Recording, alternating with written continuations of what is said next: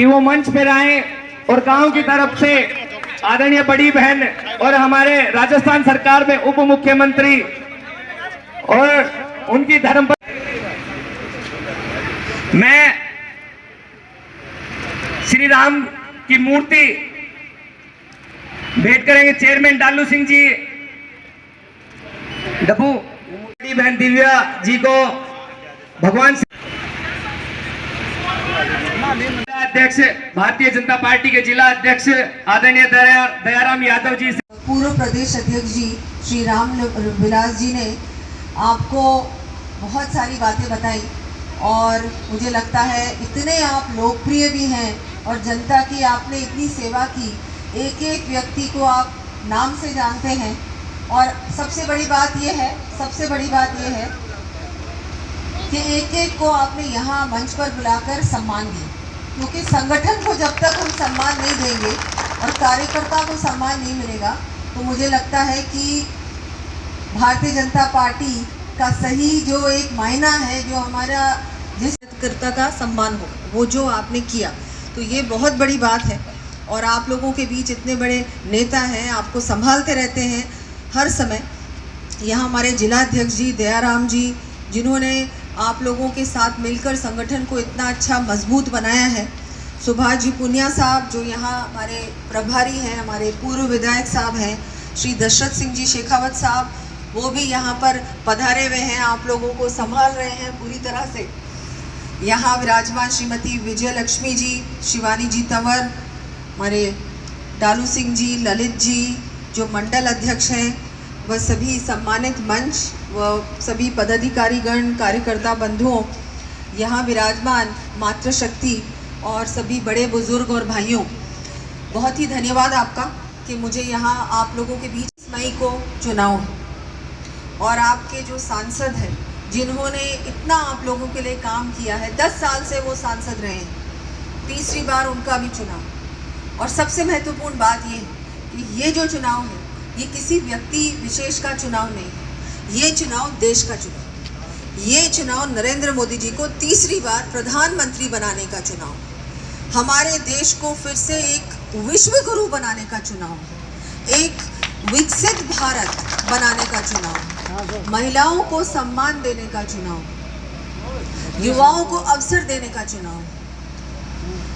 किसानों को आत्मनिर्भर बनाने का चुनाव।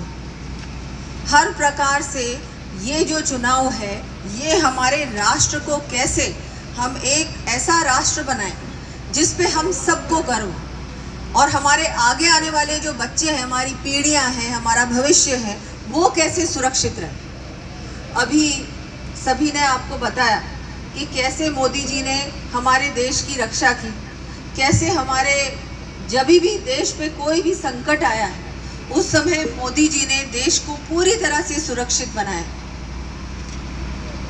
तो ये सब हम लोग, हमारे बुजुर्ग भी अभी पधारे हैं, गुरदयाल जी चेयरमैन साहब भी यहाँ विराजमान हुए हैं। बहुत खुशी की बात है कि आप लोगों को इन सब का आशीर्वाद है आप लोगों के ऊपर। और मैंने तो ये भी सुना है कि ये आपका जो पूरा क्षेत्र है, यहाँ का जो क्षेत्र है पूरी तरह से कांग्रेस मुक्त है। ये भारतीय जनता पार्टी का गढ़ है और भारतीय जनता पार्टी का गढ़ बहुत बड़ी बात है, बहुत खुशी की बात है।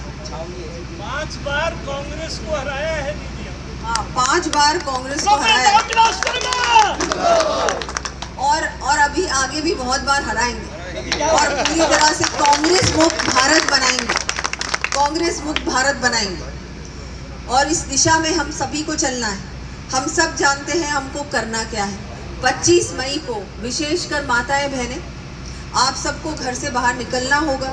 आज भी आप इस धूप में मुझे सुनने आए हैं इतनी दूर से, तो मुझे विश्वास है कि आप लोग सब लोग 25 मई को अपने घरों से निकलकर पोलिंग बूथ तक जाकर वोट जरूर डालोगे ना। मोदी जी ने हमारा विशेष ध्यान रखा है।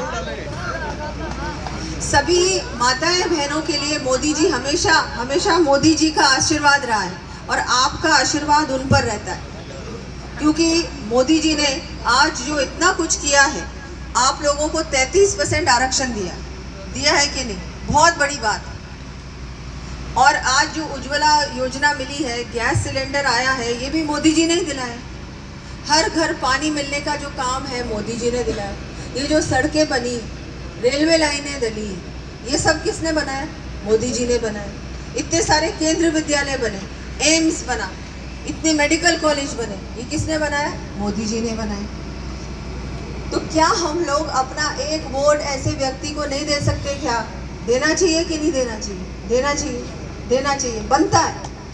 मोदी जी को तो एक बार नहीं, बार बार वोट देना चाहिए। हम तीसरी बार की क्या बात कर रहे हैं? हम क्या 400 पार की बात कर रहे हैं? और सामने कौन सा विकल्प है? कोई विकल्प नहीं।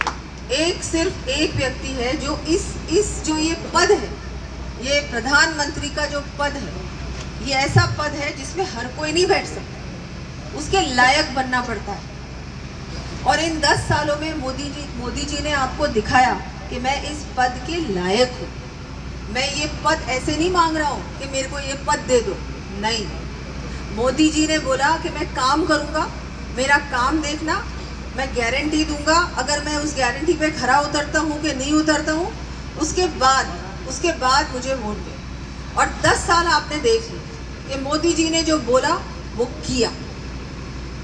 तो इसलिए इन कामों के लिए, विकास के लिए, देश को आगे बढ़ाने के लिए ज़रूरी है कि हम लोग तीसरी बार मोदी सरकार को लेके आए, प्रधानमंत्री नरेंद्र मोदी जी को तीसरी बार प्रधानमंत्री बनाए और हमारे सांसद जी को तीसरी बार यहाँ का सांसद बनाने का काम करें।